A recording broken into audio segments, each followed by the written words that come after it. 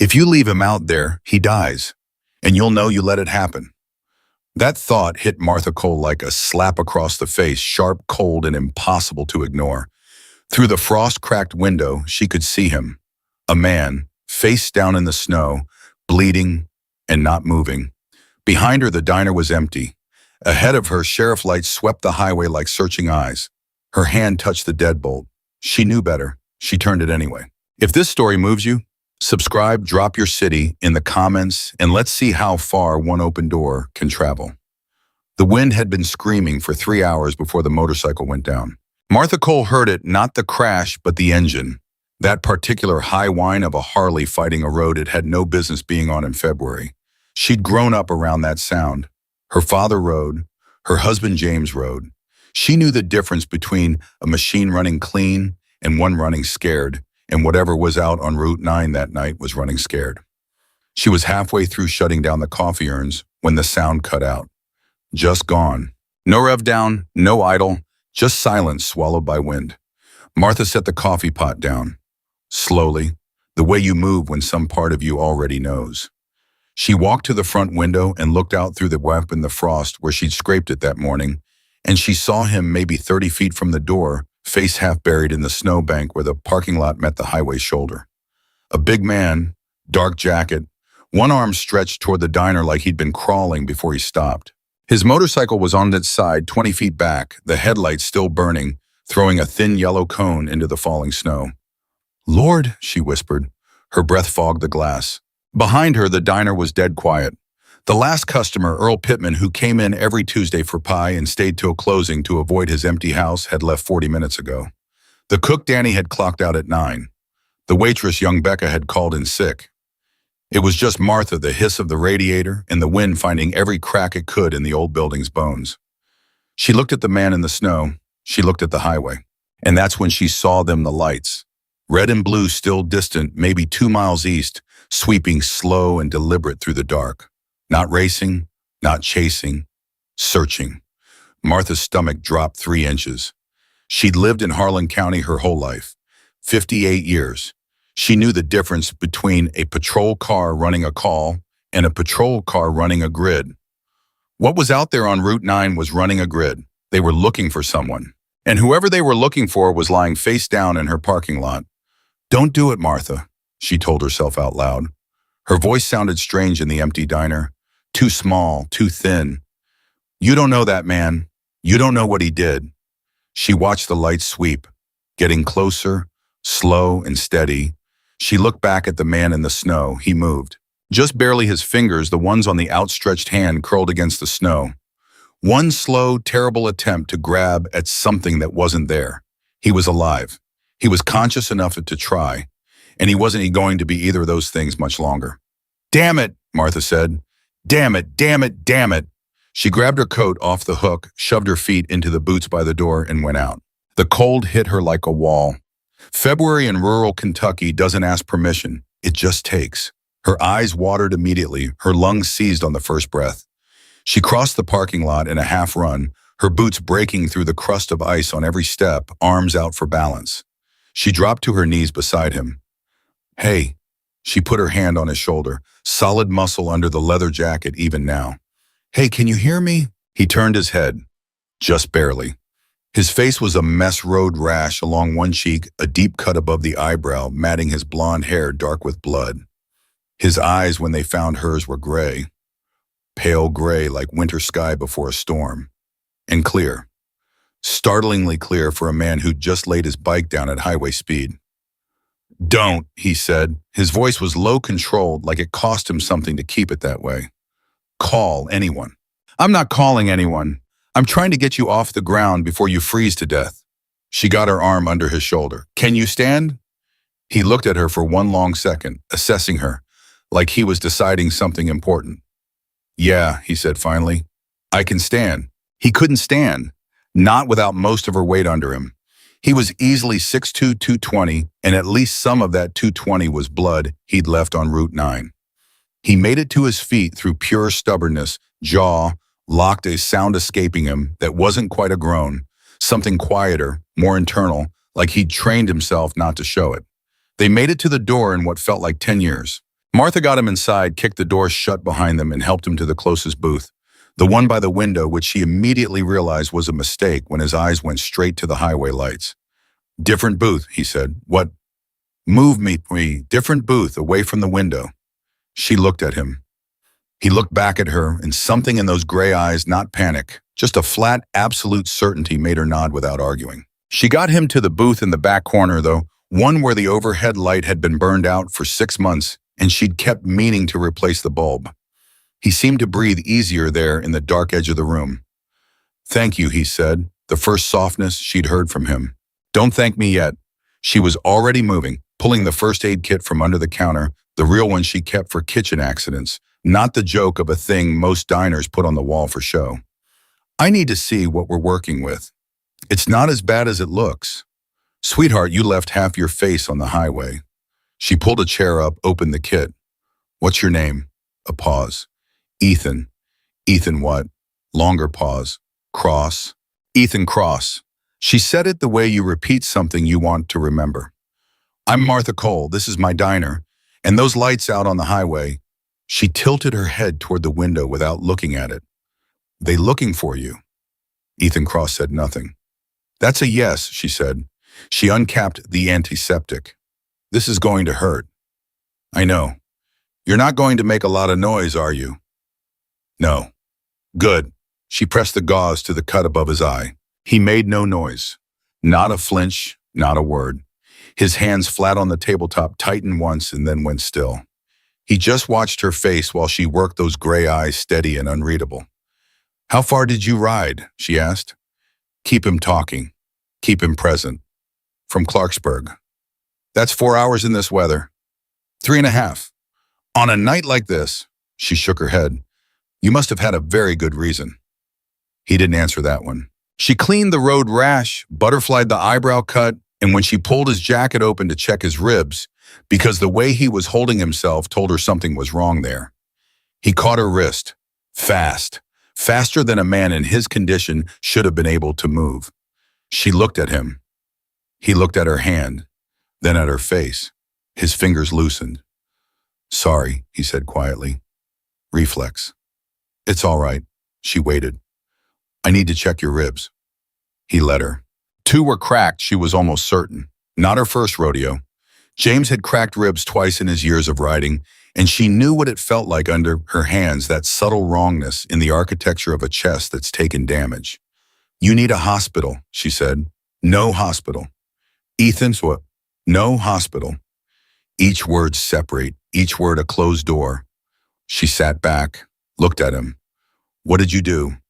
Nothing that deserves what they do to me. That's an interesting way to not answer a question.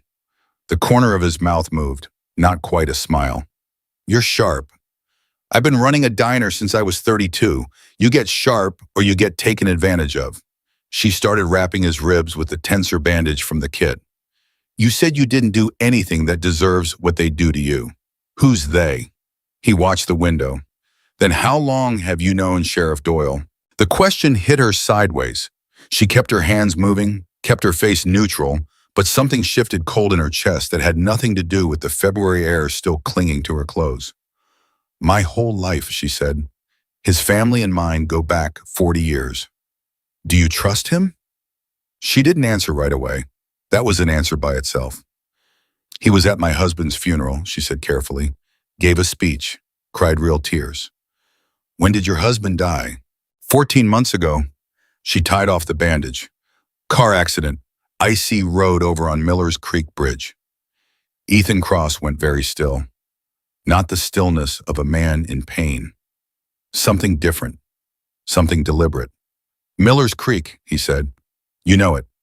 He looked at her, those gray eyes holding something she couldn't quite name, recognition or grief or something heavier than both. I know of it, he said, and something in the way he said it, those 4 words flat and careful and freighted with weight she couldn't see, put ice in Martha's blood that had nothing to do with the temperature. What does that mean? She asked. Before he could answer, headlights swept across the front window. A car had turned into the lot. Ethan's posture changed in an instant. He didn't move, not outwardly, but something in him drew together. Focused, went absolutely quiet in the way that very still water goes quiet right before a stone breaks the surface. Is there a back way out? He asked. Yes, but you can't run anywhere in the condition you're in. I'm not running. His voice was even. I'm giving you an option. If you want me out before they come in, I'll go. She looked at him, then at the lights resolving now into the shape of a county cruiser pulling up slow to the diner. You'll die, she said flatly. You'll make it maybe 50 yards in that snow and you'll go down and they'll find you anyway. Except colder. Probably, he agreed, then stay put. She stood up, straightening her apron. And don't say a word. Martha. She looked back at him. Whatever they ask, he said. You don't have to lie. You can tell them I'm here. I'm not asking you to risk yourself for... I'll be the judge of what I risk, she said. You just sit there and look like you've been here all evening. She went to the door before the deputy had a chance to knock. She opened it with the practiced ease of a woman who has spent decades being the first face people see when they walk through a door, and she smiled the good smile, the real one, the one that had earned her tips and second visits for 26 years. Evening, she said. We're just closing up, but I can put on a fresh pot if you're... Martha. Deputy Carl Steuben, young pink-cheeked, the kind of boy who'd been a bully in high school and found a career that let him keep doing it with a badge. We're looking for someone. Biker, blonde male large riding a black softail. You see anyone come through? She let her face do exactly what the face of a tired, wind-scoured diner owner would do when a deputy showed up at closing time with a question like that. A biker tonight. She pulled her coat tighter and nodded at the sky. Lord Carl, I wouldn't send my worst enemy out on two wheels on a night like this. Nobody's come through in the last hour. It's been dead. She paused. What did he do? We're not at liberty to say. You sure nothing on the highway no one pulled in? I would have noticed. I've been mopping the same 12 square feet for 40 minutes because it's better than thinking about the drive home. She let the tired bleed into her voice because it was real. She was tired. She was always tired. You boys going to be out much longer? You need coffee to go. I can make it. Steuben looked at her. Then he looked past her into the diner. Martha didn't move, didn't shift, didn't block his line of sight that would have been wrong, too obvious. She just stood in the doorway like a woman with nothing on her mind but getting home. The back booth was dark. Ethan Cross was still.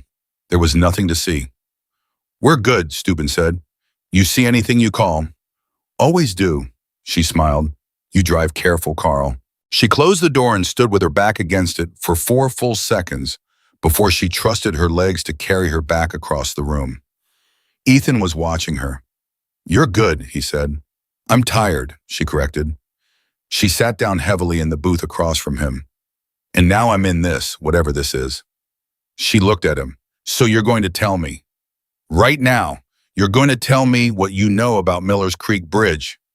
He held her gaze for a long moment. Your husband, he said, James Cole.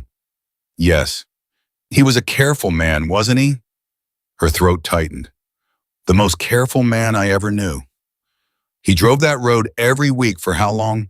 12 years, to pick up supplies from the county warehouse. Her voice stayed level, but just barely. What are you saying? Ethan leaned forward and the dim light caught the line of his jaw.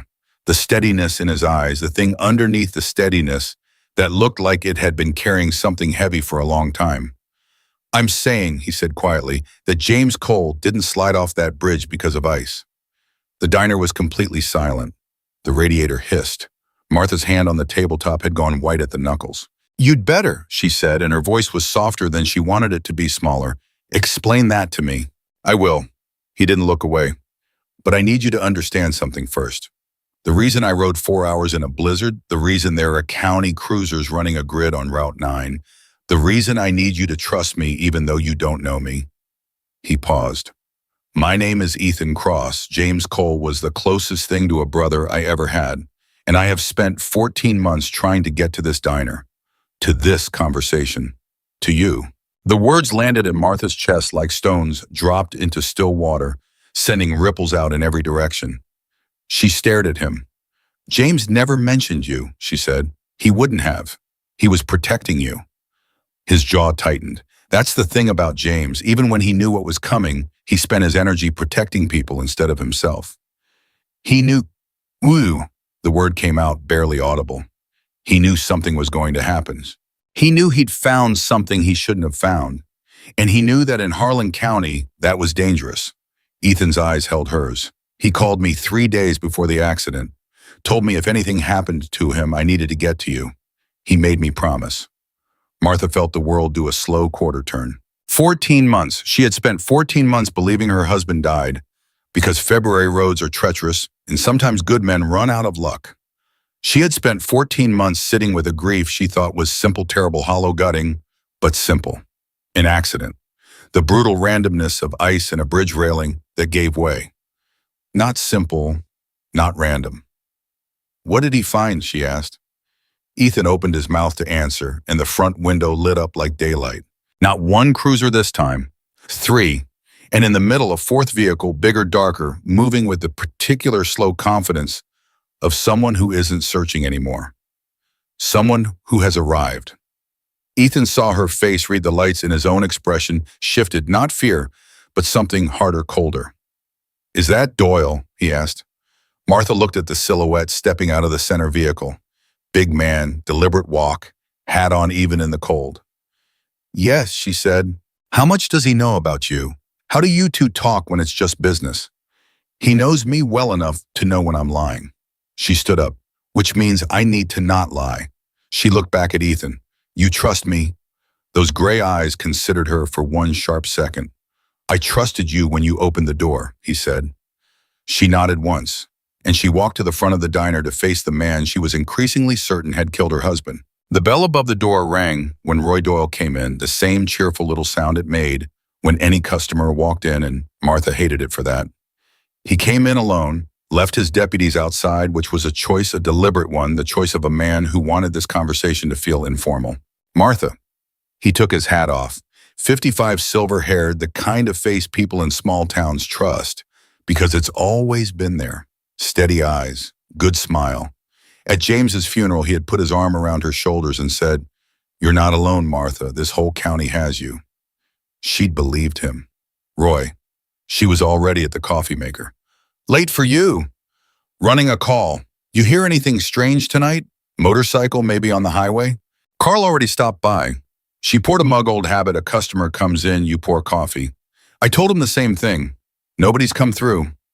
Doyle didn't sit down. He stood in the center of the room, turning his hat slowly in his hands, and let his eyes travel the diner with the relaxed, thorough patience of a man who has spent decades reading spaces and the people in them. You sure?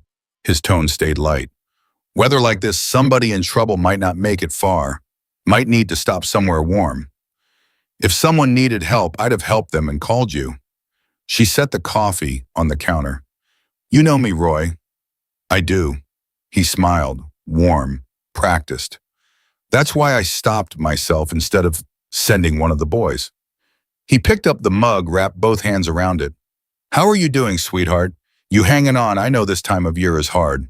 The sympathy in his voice was flawless, and for the first time in 14 months, it turned her stomach. I'm managing, she said. This place holding up. I heard you had some trouble with the property tax assessment. It's handled. Good. He took a sip of coffee. You know, I've been meaning to talk to you. There are some folks, developers out of Lexington. They're still interested in this property. Good money, Martha. You wouldn't have to fight anymore. James would want you taken care of. Don't react. Don't show it. She had thought that it was a kindness, those conversations over the past year. Developers wanting the land, Doyle playing the helpful friend, the connector. She'd said no every time, and he'd accepted it easy enough. Now the shape of it looked different. I'll keep that in mind, she said. Doyle set the mug down, looked at her one more long moment with those steady, readable, utterly opaque eyes. You take care of yourself, he said. Lock up tight tonight. Always do. He put his hat back on and walked to the door, pushed it open. The cold rushed in, then he stopped, turned back. Oh, Martha. Casual, easy, like a man who'd almost forgotten something. That booth in the back, the dark one, bulb still burned out. Her heart stopped. Been meaning to replace it, she said. 6 months at least. You know how it is? He looked at the back booth. She held every muscle in her body perfectly still. Get that fixed, he said. Restaurant code. And then he was gone. Martha stood at the counter and listened to the cruisers pull out of the lot one by one until the sound faded into the wind. Then she walked to the back booth and sat down across from Ethan Cross. They looked at each other. He saw you, she said. No, Ethan said. He suspected. There's a difference. If he'd seen me, we'd both be in cuffs right now. He's going to come back. Yes. He's going to come back with more than 3 cars. Yes. Ethan's voice was quiet and certain, which means we don't have much time. He leaned forward. Martha, what James found, it's here, on this property. That's why they want it. That's why they've wanted it since before he died. The accident, the developers, the pressure to sell, it's all the same thing. She stared at him. What's here? She asked. Evidence, he said, the kind that doesn't go away. Evidence of what? He looked at her steadily, and in those gray eyes she saw the weight of what he'd been carrying, 14 months of it, the promise he'd made to a man who'd known he was running out of time. Of everything they've done, he said, in this county, for 20 years. He held her gaze. James hid it here because he knew you'd never sell. You were the safest place he could think of. Martha sat with that, sat with the fact that her husband, her careful, quiet, careful husband, had died, keeping a secret buried in the ground under her feet. I want to know everything, she said. I know. Starting with how you knew him, how a man like you knew a man like James. Ethan was quiet for a moment. When he spoke, his voice carried something different, not the controlled tactical stillness of before, something older, something real. We were 18, he said, 2 kids from nowhere who ended up in the same nowhere. He took a beating for me once, my first week in a place neither of us wanted to be. A pause. I've been trying to repay that debt ever since. Martha looked at the man across the table. Battered, bleeding, 2 cracked ribs arrived on a night that would have turned most people back. And she thought about her husband at 18, young and decent, and the kind of person who took beatings for strangers. He never told me, she said softly. There were things he kept close, Ethan said. Not to lie to you, to protect you. He protected me too much. I know. A pause. He knew that too, toward the end. His jaw tightened. He was going to tell you everything. After Frost, he went to the county seat after he filed the documentation. He had it all planned. He was going to tell you that night, the night he didn't come home. Martha pressed her hand flat on the tabletop and breathed. Where is it? She asked, but he hid. I think I know, Ethan said, but I need your help to get to it. Outside, the wind drove snow against the windows in long, hissing sheets. And somewhere east on Route 9, the sheriff's lights were still moving through the dark, slower now, more patient, with the particular patience of a man who knows he'll get what he wants eventually. He just had to wait. But Martha Cole had stopped waiting 14 months ago without knowing it. She looked at Ethan Cross across the table and said, Then let's get started. Martha didn't move right away after she said it. She just sat there with her hand flat on the table and her words hanging in the air between them. Then let's get started. Like she jumped off a ledge and was still waiting to feel the fall. Ethan looked at her for a moment. Not the assessing look from before, not the tactical reading of a man calculating threat levels. Something quieter than that, something that looked almost like relief. You're sure, he said, not a question exactly. More like he needed to hear her say it one more time. My husband is dead, Martha said, and you're telling me it wasn't an accident. So yes, Ethan, I'm sure. She pulled her hand off the table and stood up. Now, you said you think you know where it is. What James hid. What do you mean you think? He told me on the phone 3 days before. Ethan shifted in the booth and the way his breath caught told her the ribs were talking to him. He said it was somewhere you'd never look, but somewhere you'd always be. Martha frowned. That's a riddle. That's James, Ethan said, and something moved across his face, grief quick and unguarded gone before she could fully read it. She stood still and turned those words over. Somewhere you'd never look, but somewhere you'd always be. She thought about the diner, the whole diner, 26 years of her life in these walls, the dining room, the kitchen, the walk-in, the storage room and back, the crawl space under the building that flooded every spring, the floor, she said. Ethan looked up at her. The back storage room, she said, The floor in there is original concrete poured in 1959. There's a section in the northeast corner that never dried level, always had a low spot. I complained about it for years because water pools there. James kept saying he'd fix it. Her voice caught just slightly. He never fixed it. She looked at Ethan. He never fixed it, she said again slower. Where's the storage room? Ethan was already moving to get up. Don't, she put her hand out. You can barely walk. Tell me what I'm looking for. Waterproof case, military grade, black about the size of a hardback book. He would have sealed it in something plastic concrete, whatever he had access to. He held her eyes. Martha, there will be a drive inside. Documents, photographs, recorded conversations, everything he compiled over 8 months. That case is the reason he's dead. She let that land. Let it settle into the pit of her stomach where all the other terrible truths of this night were collecting. All right, she said, and she went. The storage room was exactly as she'd left it 2 days ago. Shelves of dry goods, the chest freezer humming against the far wall, the mop bucket in the corner she always forgot to put away. The concrete floor was cold through the soles of her boots. She went to the northeast corner and crouched down, and sure enough, there was the low spot. There had always been the low spot. 26 years of her telling James to fix it, and James saying, I'll get to it. Marty stopped nagging, and both of them knowing he never would. She pressed her hand to the concrete. Solid. Cold. And she didn't know why, some instinct she couldn't name, she pressed harder toward the wall where the floor met the baseboard and the concrete shifted. Just slightly. Just enough. Oh, James, she whispered. She went back to the main room and grabbed a butter knife from behind the counter, the closest thing to a prying tool she could think of, and she went back and she worked the edge of the concrete section until it lifted. Underneath was a shallow space, maybe 4 inches deep, and inside the space, wrapped first in heavy-duty plastic sheeting and then in a sealed layer of hydraulic putty that James must have gotten from somewhere, was exactly what Ethan had described. Black case, about the size of a hardback book. She carried it back to the booth with both hands, the way you carry something you understand the weight of. Ethan saw her face before he saw the case. His jaw tightened.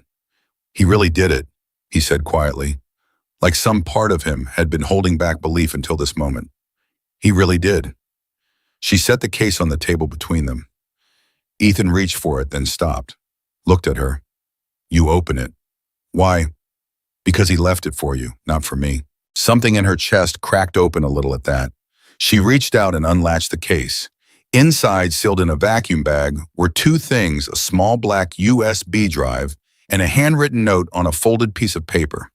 Her name on the outside in James's handwriting.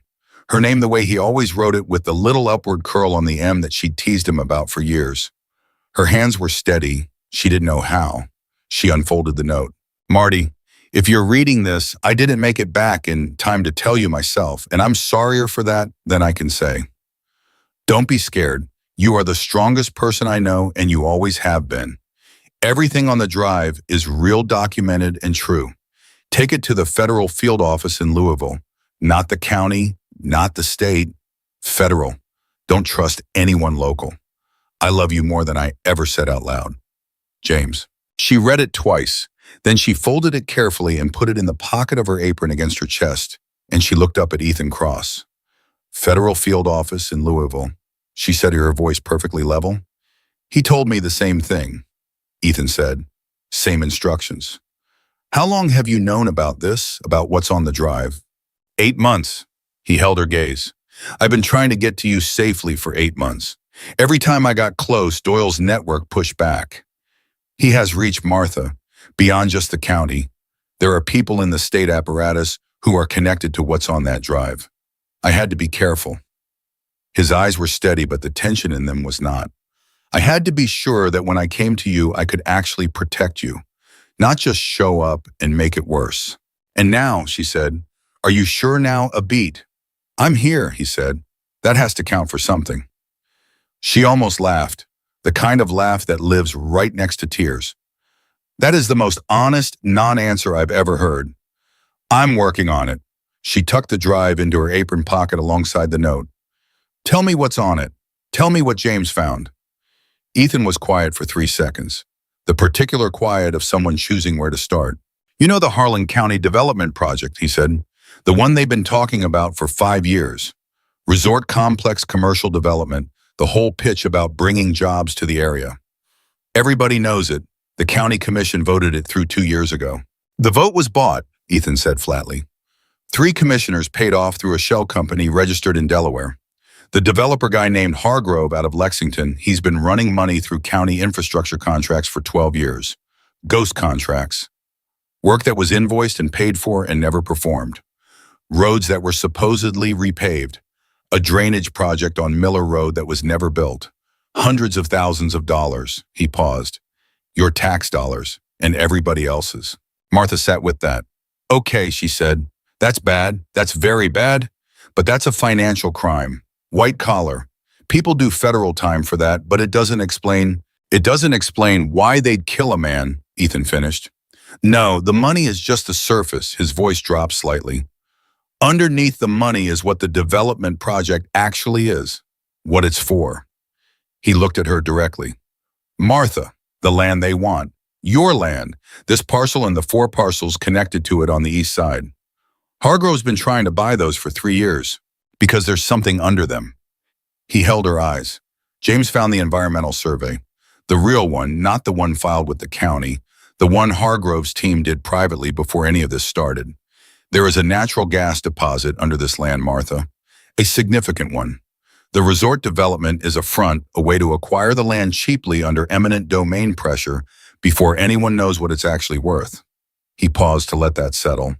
We're talking about mineral rights worth conservatively $40 to $60 million. The number sat in the air between them. Martha stared at him. $60 million, she said. At minimum, James got hold of the survey through a contact at the state geological office, a woman who worked there who'd been quietly troubled by what she'd been asked to sign off on. She gave him the documents. 2 weeks later, she retired early and moved out of state. His jaw tightened. And 3 weeks after that, James went over Miller's Creek Bridge. Martha stood up. She needed to stand. She put her hands on the back of the booth and stood there while the weight of it moved through her, all of it. Everything the 14 months of grief she'd been carrying that had just been handed a new shape. Her husband hadn't died because of ice on a bridge.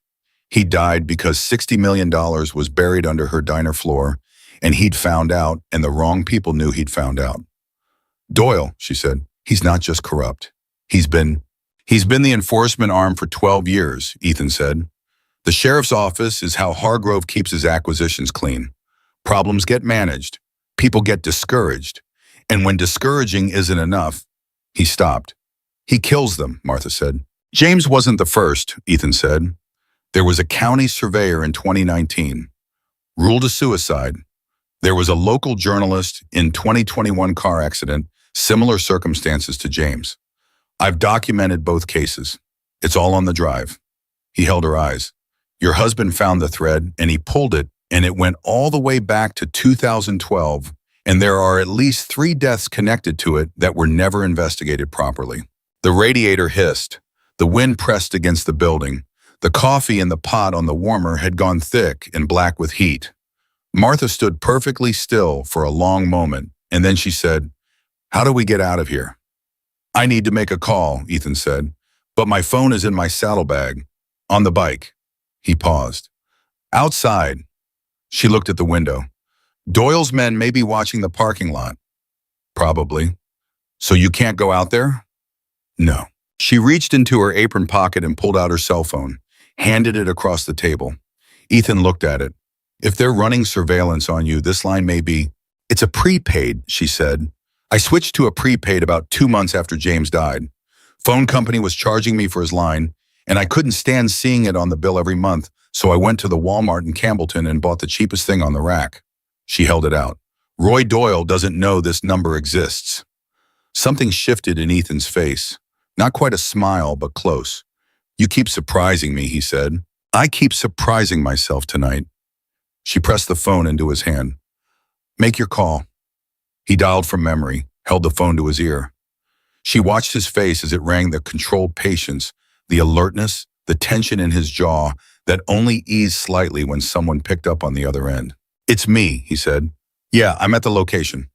A pause. I'm not mobile. No, I have what we came for. Both pieces. His eyes went to Martha's apron pocket. I need extraction, and I need it before first light. The county sheriff is actively running search. Another pause longer. I know it's a bad road. I know. His voice dropped.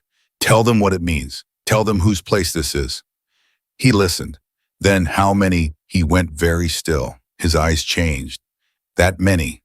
A breath. Something moved across his face that Martha couldn't entirely read, emotions swift and complex there and then gone. All right, tell them to come quiet. No show of force until I give word. He paused. Yes, I'm sure. He hung up. Martha looked at him. Who did you call? She asked. He set the phone on the table, looked at it for a moment, then at her. You know that James told you nothing about me, he said, and I understand that. He was protecting you. He paused. But when I said he was like a brother to me, I meant that in a way that goes beyond what you're thinking. What does that mean? It means that when James Cole meant something to someone, Ethan said slowly, that person didn't stay silent about it. And over 14 months, word traveled. He held her eyes. Martha, I didn't come here alone. I rode alone tonight because I had to, because of the surveillance, because a convoy of motorcycles on Route 9 in February would have flagged every deputy Doyle has within 20 miles. He paused. But I did not come here alone. She stared at him. How many people? He was quiet for a moment.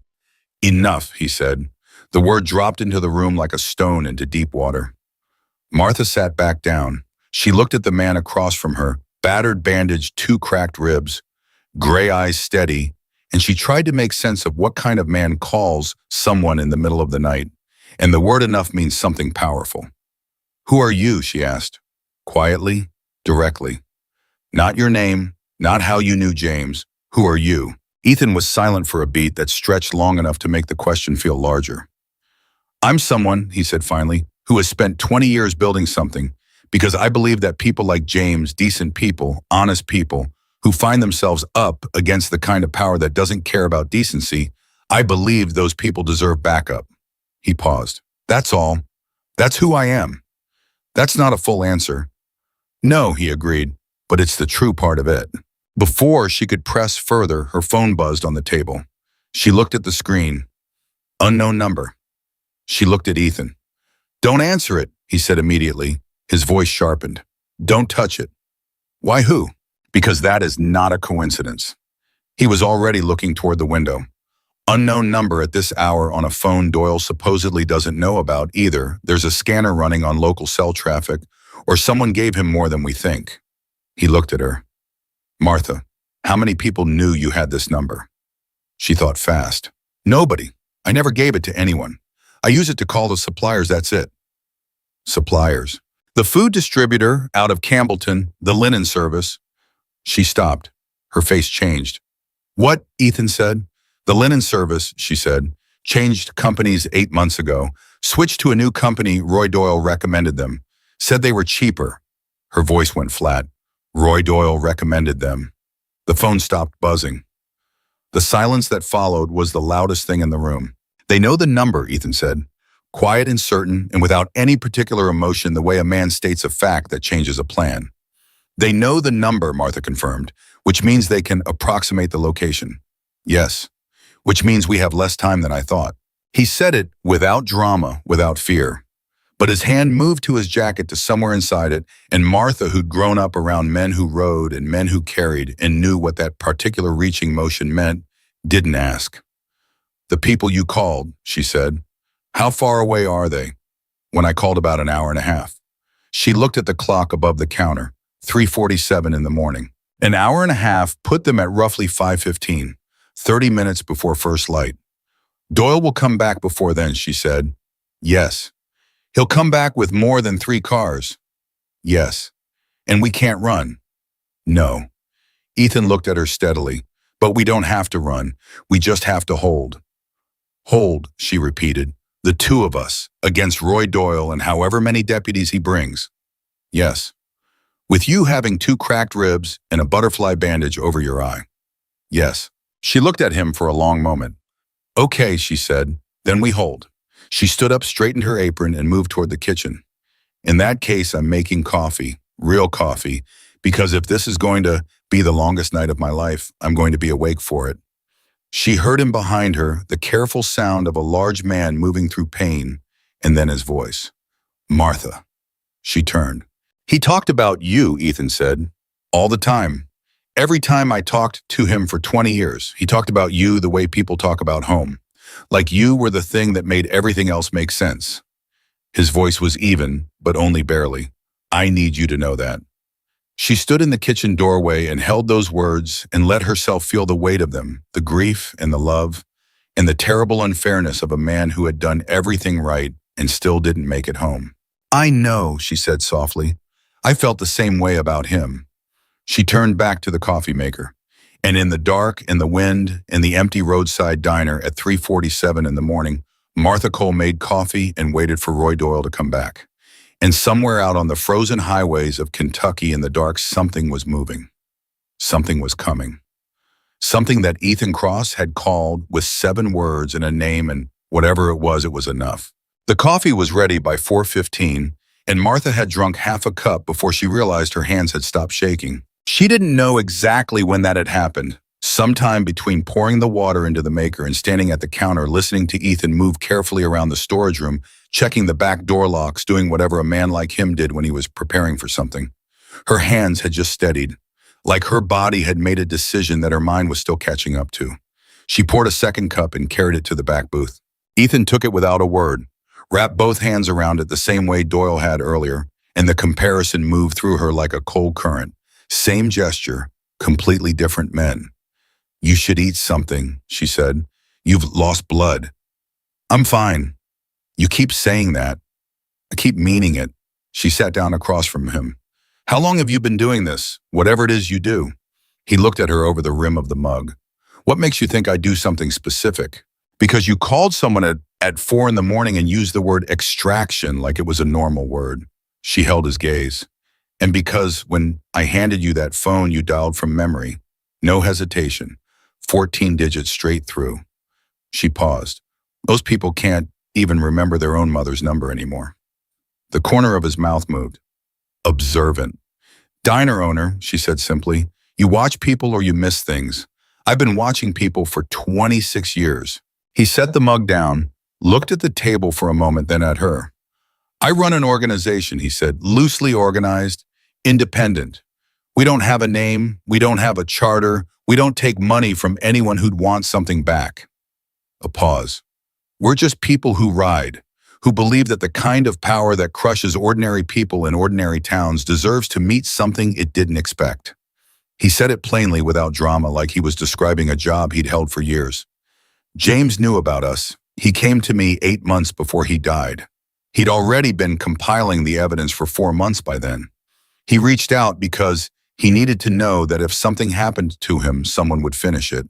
Why didn't you get here sooner? She asked it without accusation, just needing to understand. I tried. The 2 words landed heavily. 6 weeks after he died, I sent 2 people to Harlan County. Quietly. To make contact with you, assess the situation, figure out how to get the drive out safely. He stopped. One of them got pulled over on a county road. Nothing was found, no charges filed, but the message was clear. Doyle has reach. He knew someone was looking. Any approach from outside the county was going to get spotted before it got close enough to matter. His jaw tightened. So I changed the approach. I came alone. In the worst weather of the year, because that was the only window where his patrols would be stretched thin enough that a single rider might get through unnoticed. Except you crashed. Black ice on the curve past the Millerton Road junction, he said. I saw it about a half second too late and ended up face down in my parking lot, which was not the plan. No, she said, but here we are. She looked at him steadily. The people coming, the ones you called, they're like you.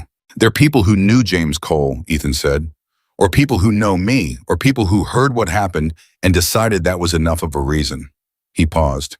In my experience, when you tell people the truth about what was done to a good man, you don't have to ask twice. Before she could respond, something changed in Ethan's posture.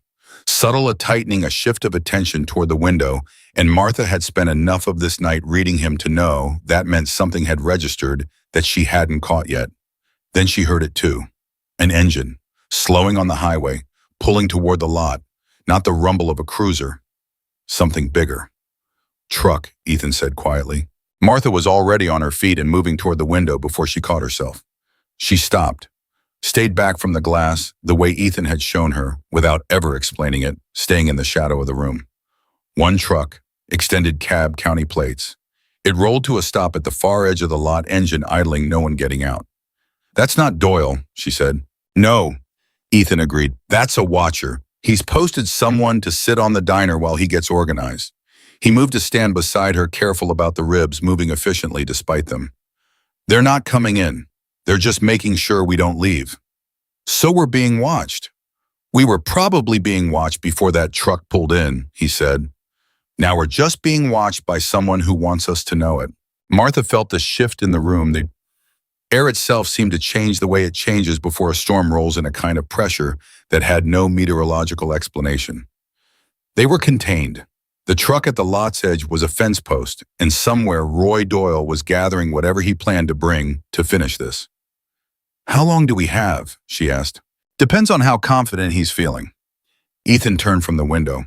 "If he thinks this is still manageable, just a woman and an injured stranger with something he wants, he'll come himself, small crew, keep it contained. Low noise." A pause. "If he thinks it's become something bigger, he'll take more time, bring more people, and come in hard." "Which do you think he thinks?" "That depends on what his scanner pulled from my phone call." His eyes were steady on hers. "If all he got was location confirmation, we have maybe 30, 40 minutes. If he got enough to understand what's coming." He stopped. "He'll come faster," she finished. "Yes." She looked at the clock. 4:22. The truck is set in the lot, engine running. A watcher on a fence line. The diner was warm. The coffee was hot. And somewhere on Kentucky highways in the dark, something was moving toward them. And Martha Cole stood in the middle of a night she'd never asked for and felt beneath the fear and the grief and the bone-deep exhaustion, something she hadn't expected to feel.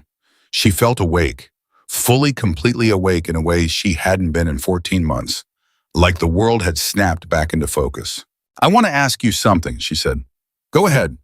When this is over, when the drive gets to Louisville, when the federal people have it, when whatever is going to happen happens." She met his eyes. "Is it going to be enough? Is it going to actually matter? Or is this the kind of thing that gets buried in a filing cabinet while Roy Doyle retires on a pension?"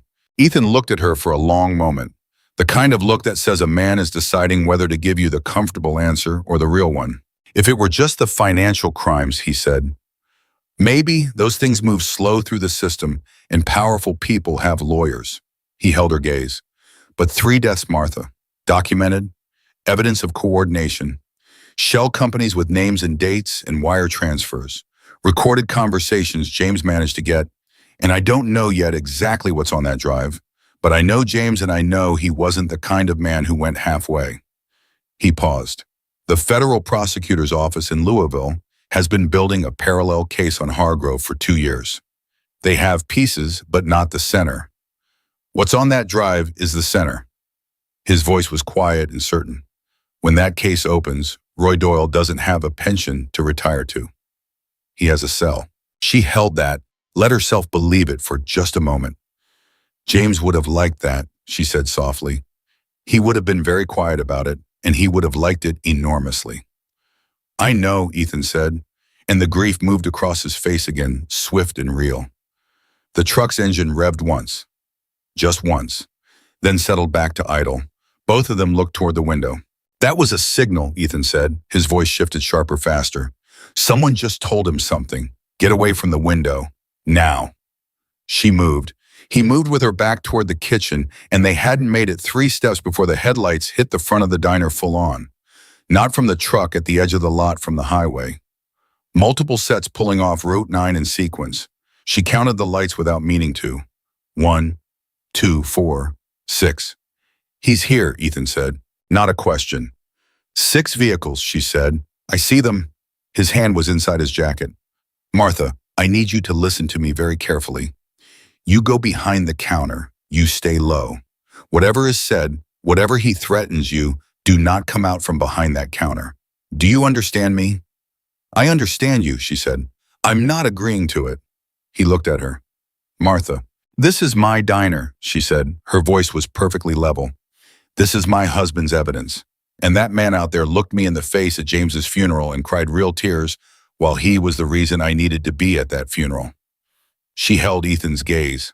I'm not hiding behind a counter in my own place while Roy Doyle stands in it. I will not do that. A beat. Ethan looked at her with those gray eyes, and something moved in them that might have been the specific recognition one person feels for another who is built the same way they are. Stay beside me then, he said, and let me take the conversation first.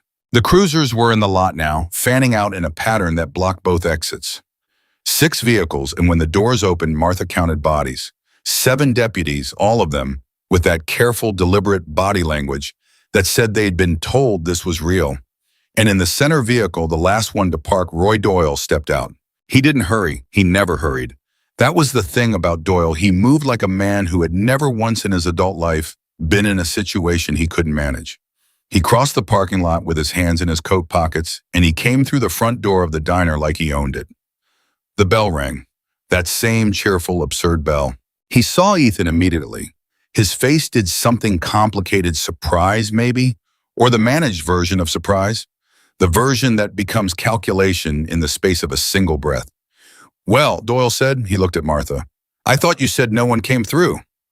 I lied, Martha said. He took that in, looked at her the way you look at something familiar that has just done something unexpected.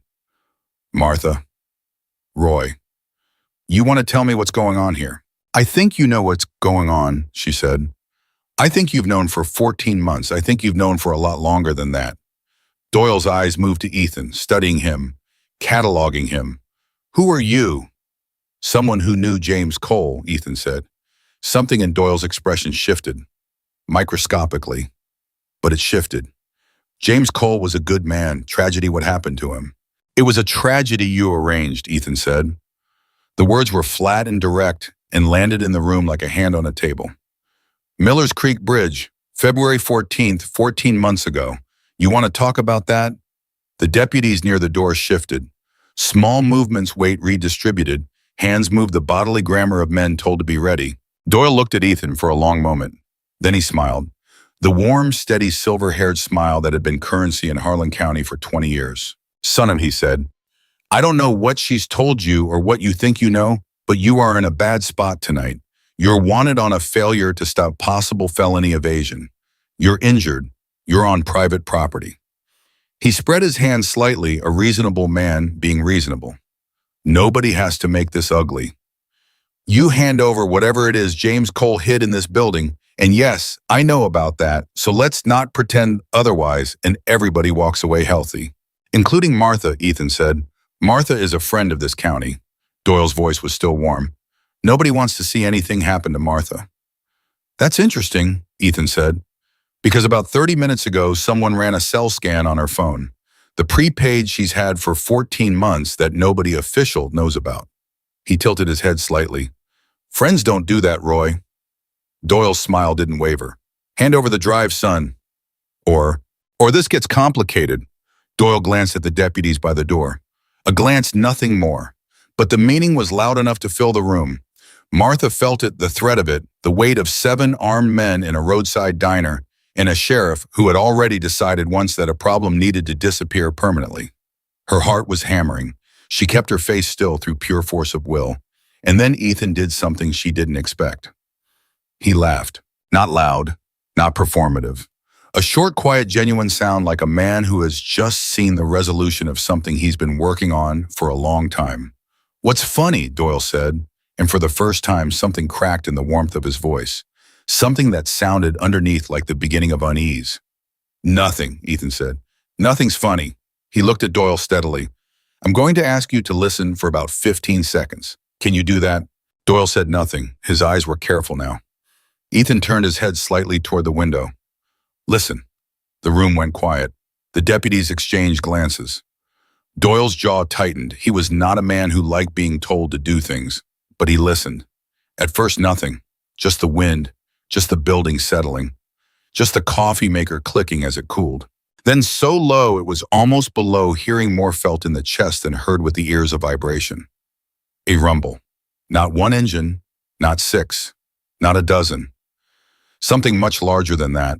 Martha felt it in the soles of her boots before she understood what it was.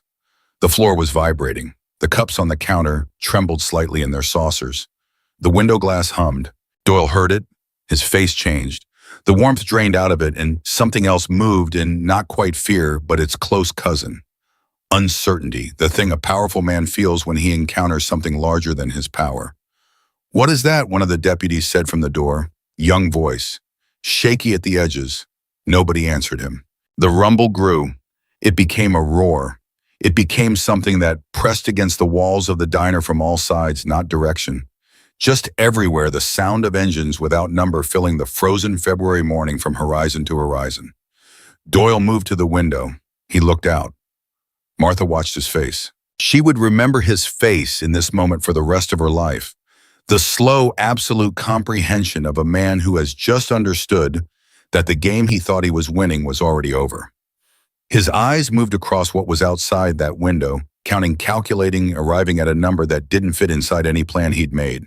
He turned back to the room, and for the first time in the 20 years Martha Cole had known Roy Doyle, the warmth was completely gone.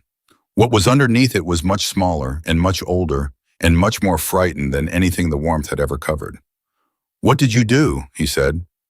He was looking at Ethan. His voice had changed entirely. Ethan stood with his two cracked ribs and his butterfly bandaged eye and his coffee mug still warm in one hand, and he looked at Roy Doyle the way a man looks at something he has been patient about for a very long time. "I made a phone call," he said, "and I said James Cole's name." Outside, the roar became thunder, and the thunder became a wall of sound and light as the first headlights swept across the lot. Not cruiser lights, not official lights, but the headlights of Harleys lined up so close together, their beams merged into something almost solid.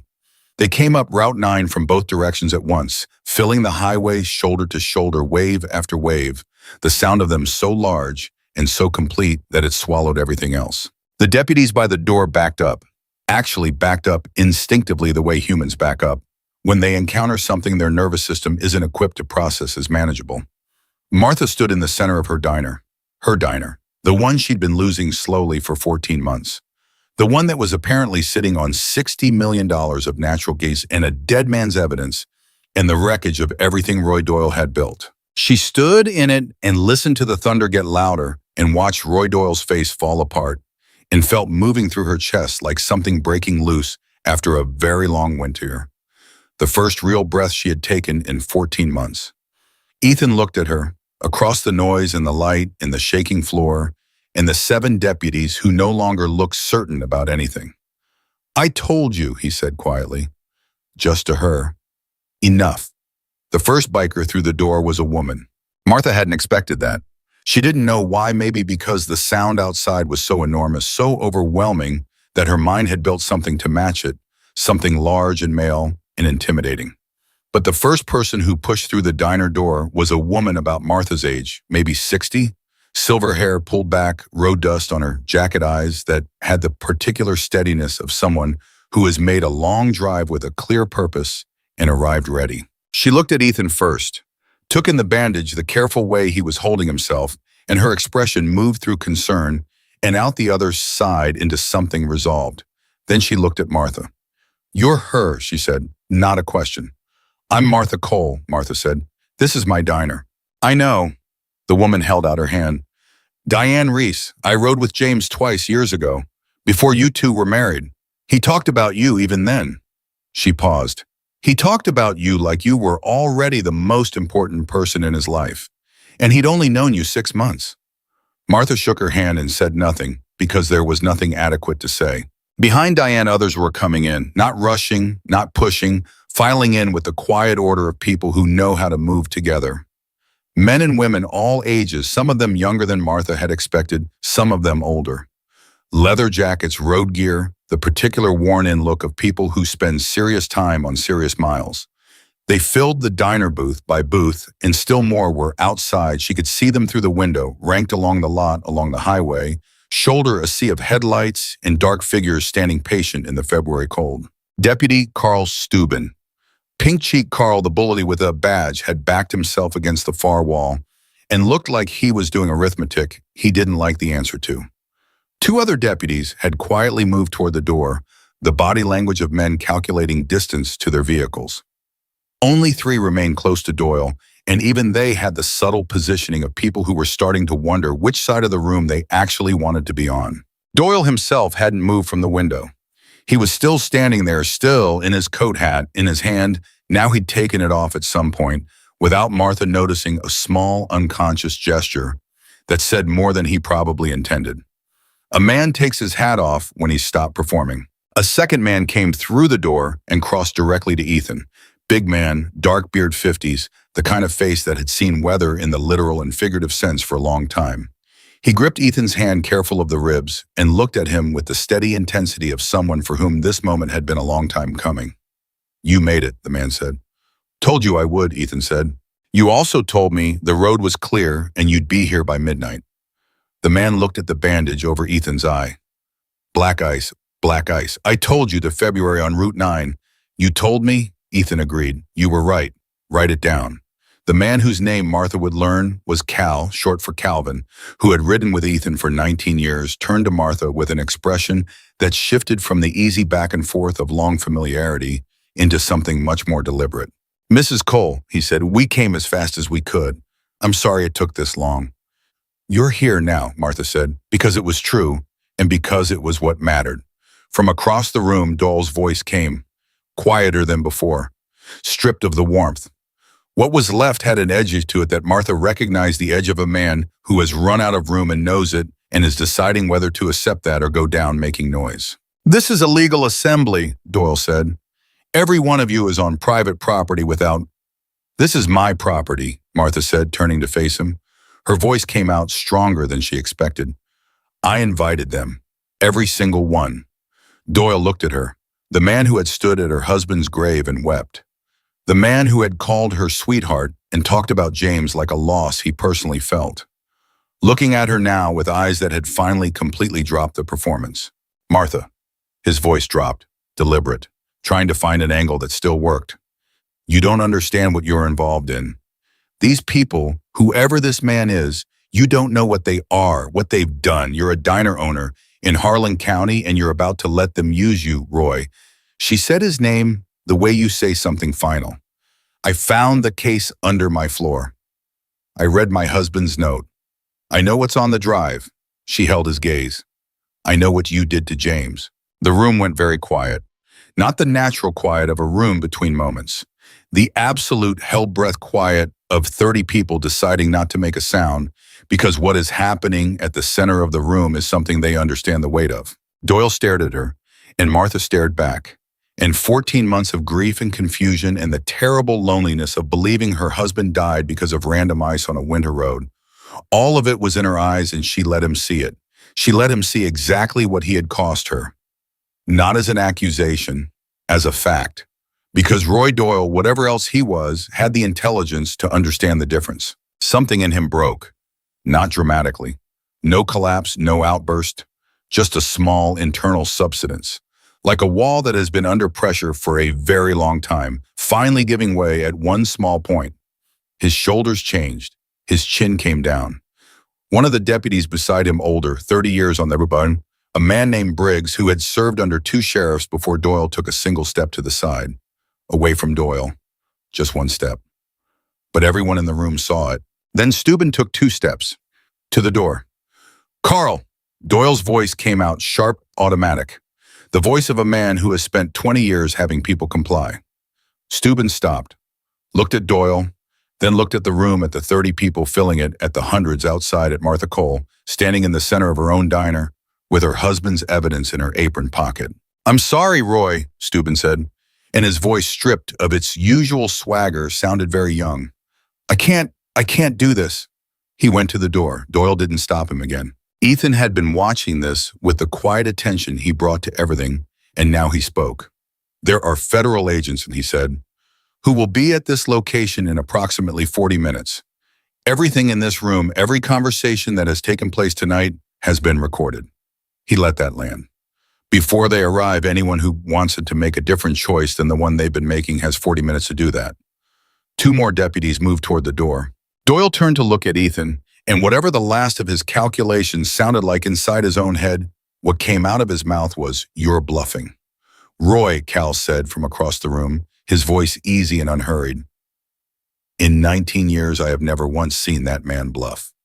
Doyle looked at Cal, then at Ethan, then at Martha. And Martha, who had run a diner for 26 years and knew exactly what it looked like, when someone had ordered something they couldn't pay for, said, simply, "Sit down, Roy." He sat down, not at a table, in the nearest booth, the one by the window where she'd first tried to put Ethan, which felt like a lifetime ago.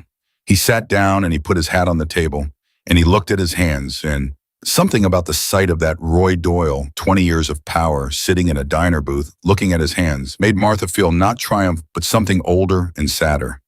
The particular sorrow of watching a person reveal themselves to be exactly as small as you were afraid they were. Diane Reese appeared at Martha's shoulder. "You all right?" she said quietly.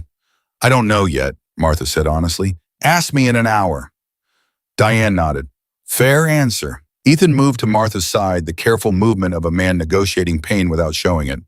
He looked at the USB drive that she'd taken from her apron pocket and was holding, now looking at it like a small object that somehow contained everything. "We need to keep that safe until the federal agents arrive," he said quietly. "It's been safe for 14 months, she said. "It'll keep another 40 minutes. He almost smiled. "You sound like him." "Like James." "Like James when he'd decided something. Same tone." He looked at the drive in her hand. "He would be so—" He stopped. His voice had moved towards something unsteady, and he pulled it back with visible effort. "He would be very proud of you tonight." Martha closed her fingers around the drive. "He was always too proud of me," she said softly, "even when I didn't deserve it. He never thought that." "I know." She looked up at Ethan. "That's what made him James." Across the room, Cal had positioned himself near Doyle's booth, not threatening, not hovering, simply present. The remaining two deputies, who hadn't left, were sitting at the counter, helmets off in the metaphorical sense, men who had crossed a line they weren't sure they understood, and were now waiting to see what the accounting would be. Outside, the bikers held their positions in the cold with the patience of people who had ridden a long way for a real reason and were not going anywhere until the real reason was resolved. At 4:51 in the morning, Doyle spoke again, to no one in particular, to the table in front of him. "It wasn't supposed to go that far," he said. The room didn't respond. No one moved. But the quality of the silence changed the way a room gets quieter when something true is about to be said out loud for the first time. "The money," Doyle said. "The contracts. It was easy. It just accumulated. You make one arrangement and then one more, and then you can't undo the first ones without the second ones coming apart." And he stopped. His voice was stripped down to something raw.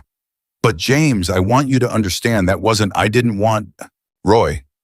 Martha's voice was steady and quiet and utterly without mercy in the specific way that is not cruelty but truth. "Don't tell me what you wanted. Tell me what you did." He looked at her. "He came to my office," Doyle said.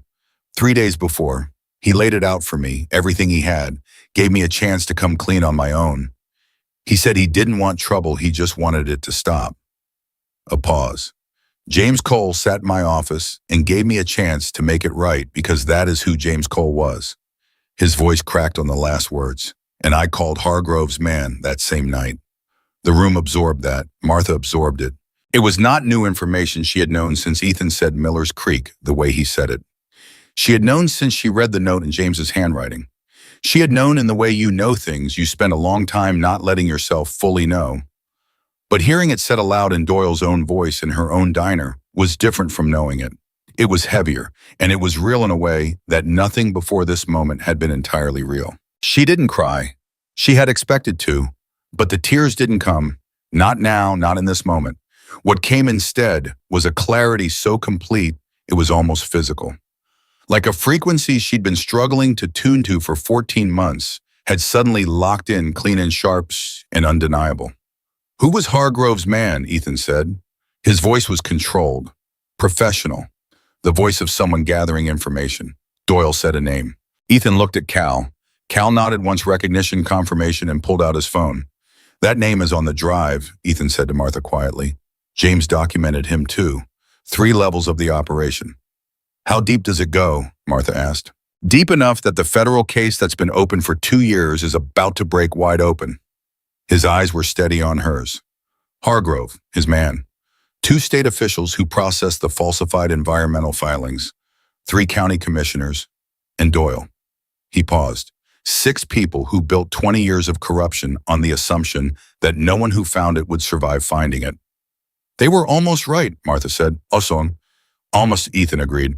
James made sure almost wasn't enough. At 5:03, Cal looked up from his phone. 20 minutes, he said to Ethan. Ethan nodded. Martha looked at Doyle in his booth. He hadn't moved. He was sitting with his hat on the table and his hands flat beside it. And she searched for the word and found it diminished. Not physically smaller, but the thing that had made him feel large for 20 years. The assurance, the warmth, the particular gravity of a man who knows he's in control. All of it was gone. What was left was just a man in his 50s in a diner booth who had traded everything for money and had never once, she suspected, paused long enough to understand the true cost of what he was spending. Roy, she said. She walked to the booth and stood beside it. Not in it, beside it, looking down at him. Look at me, he looked up. I'm going to ask you one question, she said, and I'm asking for me, not for the federal agents, not for Ethan, not for anyone else, for me. She held his gaze. Did he know? At the end, did James know what was coming? Doyle's eyes held hers for a long, terrible moment. He called me, Doyle said finally. From the car, on the bridge. His voice was barely above a whisper. He'd figured it out. He told me, he said, he stopped, started again. He said, Roy, I want you to know that I forgive you, and I want you to know that this doesn't stop with me. A long pause, Boiti. Those were the last words I heard from James Cole. The diner was absolutely silent. Martha stood with those words moving through her and felt something happen in her chest that she couldn't name, precisely not healing, because this night had not healed anything but maybe the beginning of the thing that comes before healing. The moment when you finally have the true shape of what happened and you can start to carry it correctly instead of carrying the wrong-shaped grief of something you only partially understood.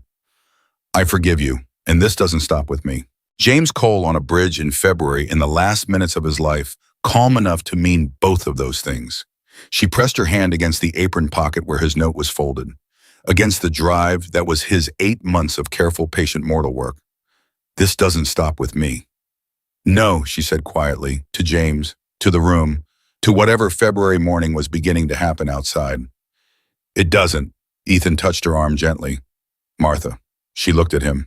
They're here, he said, through the window beyond the ranked Harleys and the still burning headlights, and the hundreds of people who had ridden through a February night for a name and a reason. A different kind of vehicle was moving up Route 9. Dark SUVs, 3 of them moving with the quiet authority of people who don't need lights and sirens to announce themselves. Federal plates. Martha took the USB drive out of her apron pocket and held it for one moment in her closed fist. Small and black and lighter than it had any right to be given what it contained. 8 months of her husband's life. 3 deaths that deserved justice. 20 years of corruption built on the assumption that power was the same thing as permanence. She looked at Doyle one last time. He wasn't looking at her anymore. He was looking at the window at the vehicles pulling into the lot with the face of a man watching something arrive that he has been outrunning for a very long time. I'm going to go meet them, Martha said to Ethan. Come with me. Are you sure you want to be the one to hand it over? She looked at him. James left it in my floor, she said. In my diner, in my care. She straightened her apron, the automatic 26-year gesture of a woman who greets customers properly. I'll be the one to carry it out. She walked through the diner, through the people who parted for her quietly, respectfully, the way a crowd parts for someone who has earned the center. Past Diane Reese, who touched her arm once as she went by. Past Cal, who stepped back and nodded.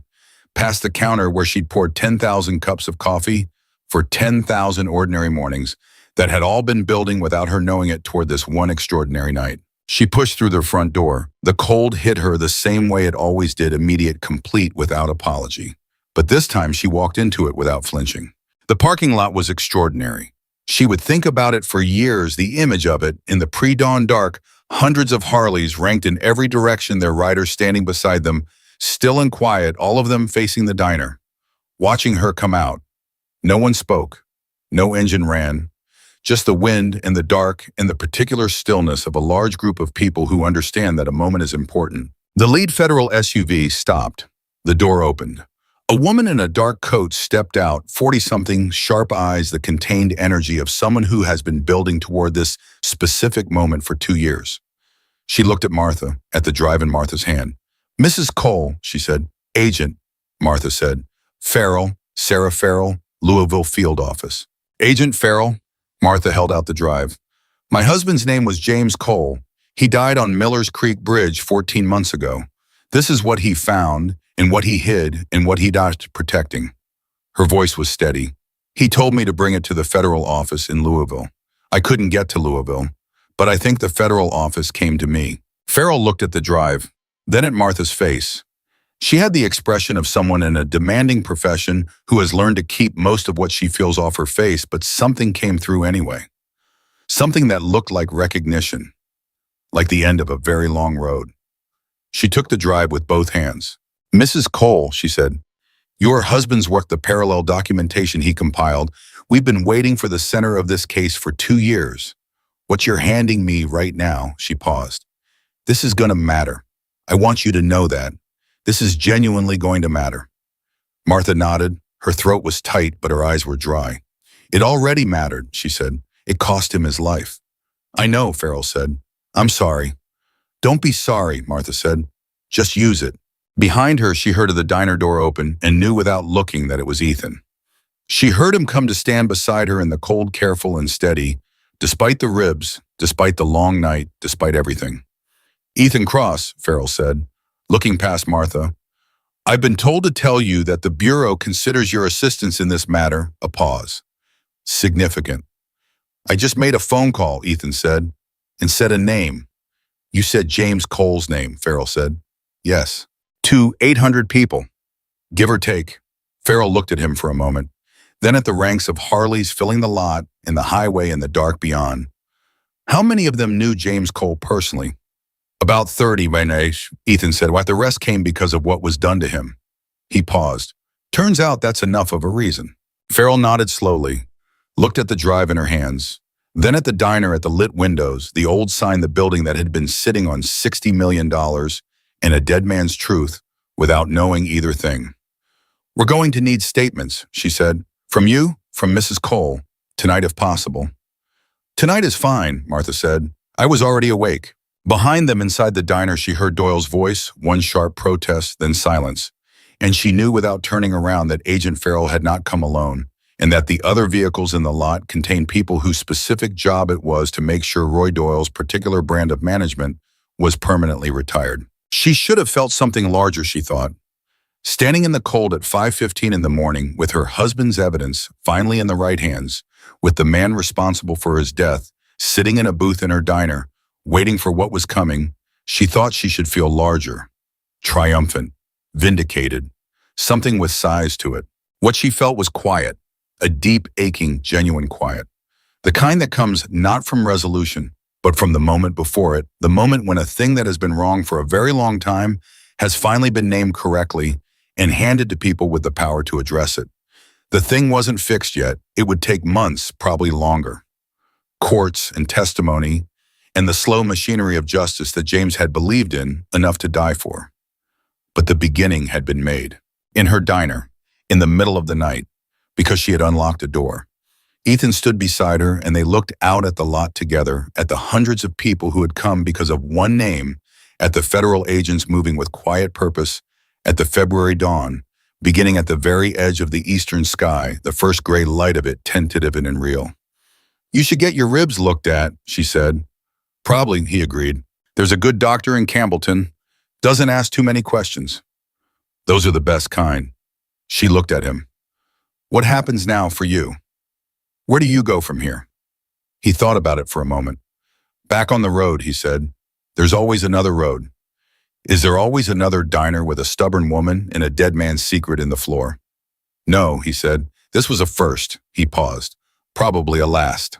She looked at the drive in Agent Farrell's hand, now being carefully bagged and documented.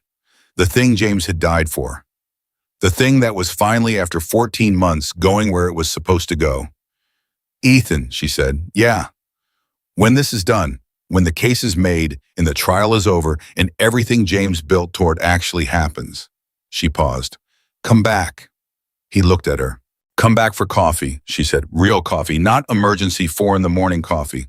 Regular coffee, in a booth, where you can tell me about James at 18 and I can tell you about James at 35 and 40 and every year in between. She held his gaze. He deserves to be talked about properly by people who knew him. Ethan Cross looked at her for a long moment in the gray pre-dawn of a February morning in Harlan County, Kentucky, with 800 bikers behind them and federal agents around them, and the first honest light of a long, terrible, necessary night beginning to touch the eastern sky. Yes, ma'am, he said, I'll come back. And she believed him completely. The way you believe something that has already, in the most important sense, been proven true. The sun came up slow over Harlan County, the way it always did in February, reluctant thin, like it wasn't sure the world deserved the warmth yet. But it came. It always came. Martha sat at the counter of her own diner for the first time in as long as she could remember. Not behind it, on the customer side. On one of the stools she'd wiped down 10,000 times without ever sitting on.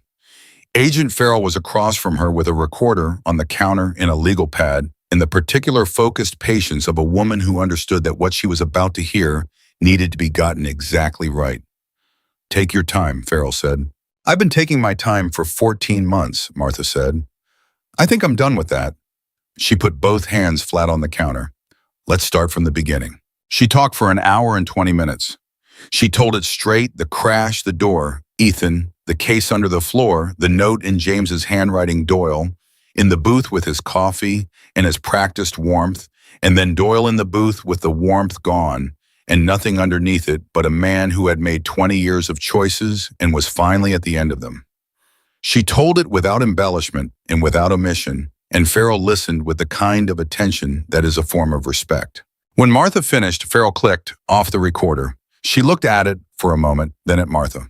Mrs. Cole, she said, your husband's documentation, I've had 30 minutes with the drive since we arrived, and I've had my analyst pulling files. What James compiled is, she paused, choosing the word carefully. Comprehensive is not strong enough. Meticulous is closer. He documented every transaction, every cover-up, every meeting he could verify going back 11 years. He cross-referenced everything. He built a case the way an attorney builds a case. She held Martha's gaze. Did you know he had any legal background? Martha blinked. He took 2 years of pre-law, she said slowly, before he dropped out to help his father with the farm. He never talked about it much. She paused. He had a bookshelf full of case law books. I always teased him about them. Those books are on that drive, Farrell said, in the methodology of how he organized the evidence. He knew exactly what would hold in federal court and what wouldn't. He built accordingly. She let that sit for a moment. Mrs. Cole, I've been doing this for 19 years. What your husband did, the courage of it, the precision of it alone without institutional support, knowing what it was costing him, it is genuinely extraordinary. Martha pressed her lips together, held it together. He was a very quiet man, she said. People underestimated him his whole life because he was quiet. She paused. He never minded. He said the loudest thing a person could do was simply refuse to stop. Farrell was quiet for a moment. Then that's going to be relevant testimony for the trial. She held Martha's eyes. And there will be a trial. I want to be clear about that. What we have on that drive, combined with the parallel investigation we've been running, Roy Doyle, Gerald Hargrove, and 4 additional individuals are going to federal court. This is not going to be managed or buried or quietly settled. She said it with the flat certainty of someone making a promise they have the power to keep. James Cole's work is going to be the foundation of a federal prosecution. Martha nodded slowly. Something moved through her, not relief exactly, because relief implied the weight had lifted, and the weight didn't lift, it just shifted, changed shape, became something she could carry forward rather than something pinning her in place. What happens to the diner, she asked. The land, the mineral rights. Farrell's expression changed slightly. That's going to take time to untangle legally. The attempted acquisition was fraudulent, which means Hargrove's claims on the adjacent parcels are void. Your property is unencumbered. She paused. The mineral rights are yours, Martha. Have been yours the whole time. The whole time. Martha sat with that. The $60 million under her feet that James had known about and hidden the evidence of and died trying to expose had been hers the entire time. She and James could have sold it, could have walked away, could have been comfortable for the rest of their lives if they'd known. But they hadn't known because the people who did know had gone to extraordinary lengths to ensure they never would, and James had found out anyway, because he was quiet and thorough and refused to stop. Thank you, Martha said to Farrell, for coming. Thank your husband, Farrell said. We came because of what he built. She stood, gathered her materials, and moved toward the back of the diner where her team had set up a temporary operations base in the storage room. The storage room where the concrete floor had a patched section, now a shallow empty space where a black case had sat for 14 months, waiting for the right night. Martha sat at the counter alone for a moment. The diner was quieter now. The federal agents moved with purpose, but not noise. Most of the bikers had pulled back from the lot, not gone, just repositioned a few dozen remaining close, while the rest took the highway in groups, the thunder of their departure rolling away in waves until the morning was mostly quiet again. Diane Reese was in a corner booth with two other women talking low. Cal was outside on the phone, his breath clouding in the cold air. Ethan was in the back booth. Her mind went there automatically. Now the back booth was Ethan's, the dark corner, where this had all begun, and a federal medic was examining his ribs with the brisk efficiency of someone who had not been asked to be gentle, but was being gentle anyway. Briggs, the older deputy, the one who had taken that single step away from Doyle, just one step, but the right step, was sitting at the far end of the counter. He'd been sitting there since the federal agents arrived, hands around a coffee cup Martha had poured for him, out of reflex, looking like a man sorting through a very difficult accounting of himself. She moved down the counter and refilled his cup without being asked. He looked up. Thank you, he said. 30 years, she said. That's how long you have been with the department. 32, he said. Did you know? She asked it quietly, without judgment, because she genuinely needed to understand. About James. Did you know what Doyle did? Briggs looked at his coffee for a long time.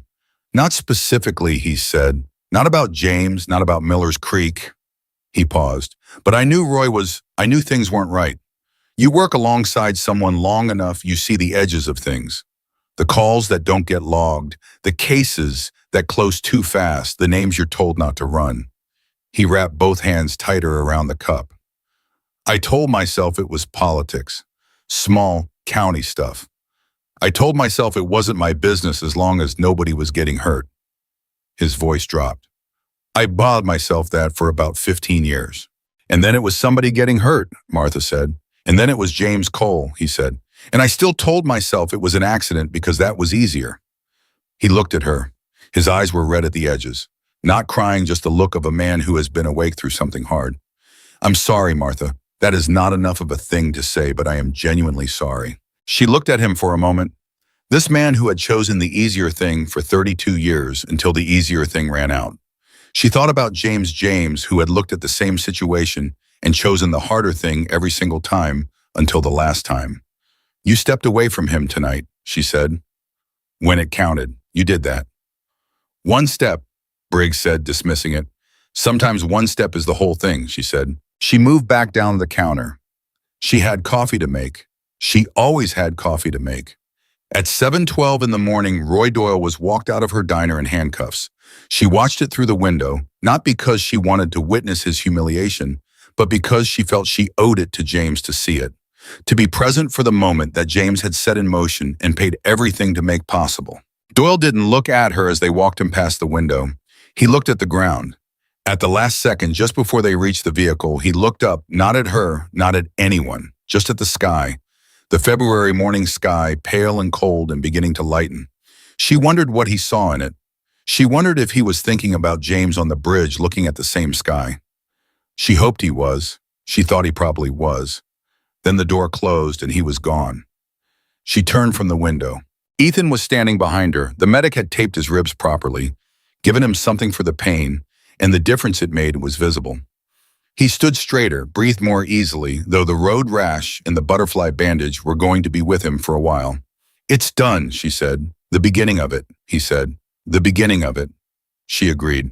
They stood together in the diner that was also a crime scene, and also her home, and also apparently the site of $60 million in mineral rights, and also, most importantly, most essentially, the place where James Cole had chosen to hide the truth because he trusted her to be there, to always be there. "I have something to tell you," Ethan said. His voice shifted. The thing she'd learned to recognize as his serious register, though most of his registers were serious, carried something different this time, something personal. "All right," she said. "The 2 years before James called me, before any of this started," he paused, "I'd lost people. 3 people I was close to in about an 18-month span. Not like James' different circumstances, but loss stacked on loss. And I got—" He stopped, tried again. "I got quiet in the bad way. Not the productive kind of quiet. The kind where you stop believing things are worth the PO." He held her gaze. "James called me out of nowhere. We hadn't talked in almost a year. And he said, 'I want to tell you exactly what he said.' He said, 'Ethan, you still there?' That was the whole first sentence. Just, 'Are you still there?'" Martha's throat tightened. "And I said yes," Ethan continued. "And he said, 'Good, because I need you to be, and also because the world needs you to be. Not later, right now.'" He paused. That was James Cole on a Tuesday afternoon, Washington, calling from a diner supply run in Campbellton, just knowing somehow that someone needed to hear it. She couldn't speak for a moment. "That was James," she managed. "That was James," he said. "And I want you to know that call is a large part of why I am standing in your diner at 7 in the morning with taped ribs and a black eye. Because he pulled me back into the world when I'd been drifting out of it. And then he asked me for something, and he died before I could deliver it. And I have spent 14 months carrying that." His voice tightened and then released. "And now I've delivered it. And I need you to know that it was the most important thing I've done in my life, and that I will not forget it." He looked at her directly. "And I will not forget him." Martha Cole, who had held it together through the longest night of her life, through handcuffs and recordings and confessions and the weight of everything she'd learned about how her husband died, felt the thing she'd been holding finally and completely release. She sat down on the nearest stool, and she put her face in her hands, and she cried not the careful private tears she'd been allowing herself in small doses for 14 months, but the real kind, the full kind, the kind that comes when you have finally been given the true shape of what you lost and can properly grieve it. Ethan sat beside her. He didn't put his arm around her. He just sat there present and quiet, the way someone sits with grief when they understand that it doesn't need to be fixed, only witnessed. Diane Reese appeared on her other side with a box of napkins from the dispenser on the counter and set it down without a word and sat down on the other stool.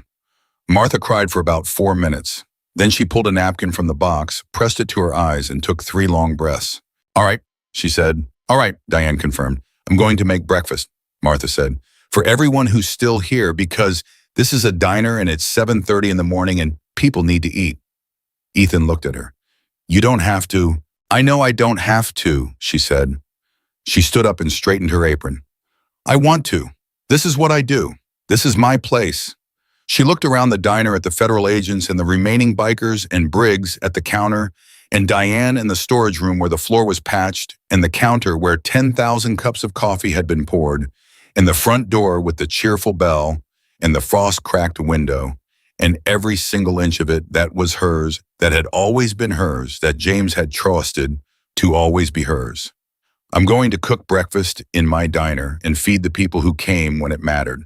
And then tonight, when everyone is gone and it's quiet, I'm going to sit in that back booth and I'm going to talk to James for a while." She paused. "And I'm going to tell him it worked." She went to the kitchen.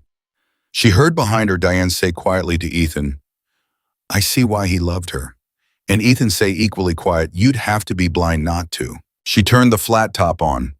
She pulled eggs from the walk-in. She started coffee, real coffee. The good stuff she kept for Sundays. And she cooked. She cooked the way she'd cooked for 26 years with the efficiency of someone who knows their kitchen, the way they know their own hands feeding people. The way her mother had taught her feeding people was a form of love that required no explanation.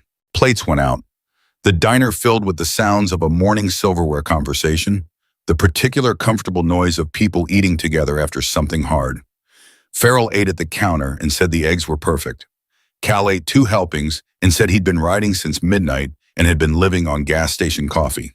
Diane told a story about the first time she'd ridden with James a charity run in Tennessee 10 years ago, how he'd stopped to help a family with a flat tire on the interstate and missed the whole event and never once seemed bothered about it. That's exactly him, Martha said from behind the counter, and she was smiling, actually smiling, the real kind. At 9:15, Ethan came to settle at the counter with his coffee while the morning wound down around them. Most of the federal team had packed up. The formal statements were done. The drive was in federal custody, logged and documented. 3 additional arrests had been made in the early morning hours, Hargrove's man and 2 others, as the case moved with the speed of something that had been ready to move for a long time and had only needed the final piece. The mineral rights, Ethan said. Farrell told you they're yours. She did. What are you going to do with them? Martha thought about it. She refilled his coffee without being asked. I haven't decided, she said. It doesn't feel real yet. $60 million to mailers never feels real until it has to. She paused. James knew about it. He found the survey. He knew what was under this land, and he still spent 8 months building a case instead of finding a buyer and taking the money and walking away. She looked at the counter. You know why? Because that wasn't who he was, Ethan said. Because he believed the truth mattered more than the money, she said. He could have sold and been safe and comfortable and let whoever wanted the gas have it. But he found out how they were trying to take it. He found out about the people who died to protect that secret, and he couldn't unknow it. She looked up. He always said the worst thing a person can do is know something wrong is happening and decide it's not their problem. A pause. So he made it his problem. And it cost him everything, Ethan said. And it changed everything, Martha said. Both things are true. She poured herself a coffee, the first one she'd actually tasted all morning, and sat down on the stool behind the counter, which she never did, and drank it while the diner quieted around her. At 10 o'clock, Ethan stood to leave. Cal had the bike pulled around. Someone had righted it, gotten it running by methods Martha didn't ask about. It was a different departure than an arrival. The crisis was behind them. What was ahead was the long, unspectacular work of justice moving through its proper channels, the work that would take months and would not feel like a diner full of Harleys, but would matter just as much. You'll get the ribs checked, Martha said.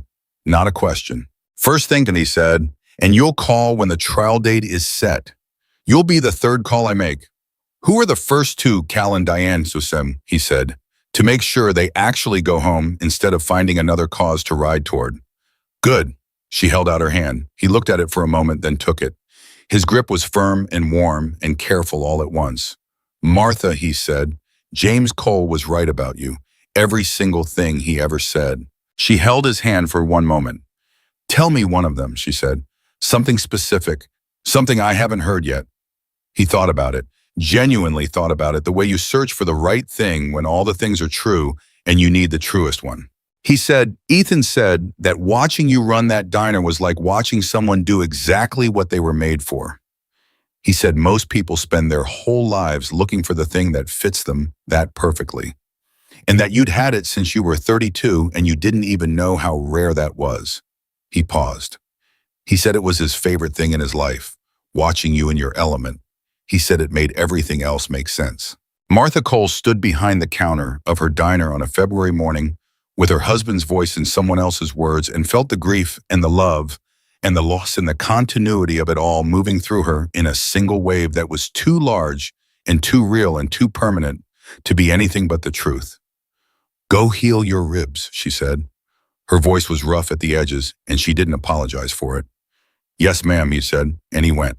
She watched through the window as he and Cal and the last of the remaining riders pulled out of the lot and onto Route 9, the sound of the engines rising and then slowly, gradually, beautifully diminishing into the February morning, until the highway was quiet and she was alone in her diner with the winter light coming through the frost-cracked windows and the coffee maker clicking and the whole enormous, ordinary silence of a place that is simply stubbornly, completely itself. She thought about James. She let herself do it fully the way she'd been doing it in pieces for 14 months. She thought about him at 18 taking a beating for a stranger who became a brother. She thought about him at 32 walking into this diner for the first time and ordering pita and leaving a tip that was twice the cost of the pie. She thought about him with his bookshelf of case law and his methodical patience and his quiet refusal to stop.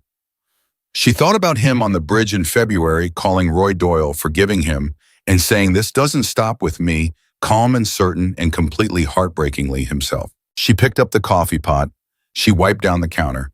She turned the sign on the door from closed to open, because it was 10:15 in the morning and she had a diner to run, and the people of Harlan County had not stopped needing coffee and eggs and a place that was warm and honest just because one long, terrible night had finally ended. They needed those things more than ever. They always had. She had always been here to provide them, and she would keep being here.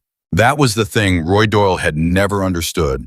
Not about James, not about Martha, not about any of the people he had spent 20 years trying to manage and move and remove.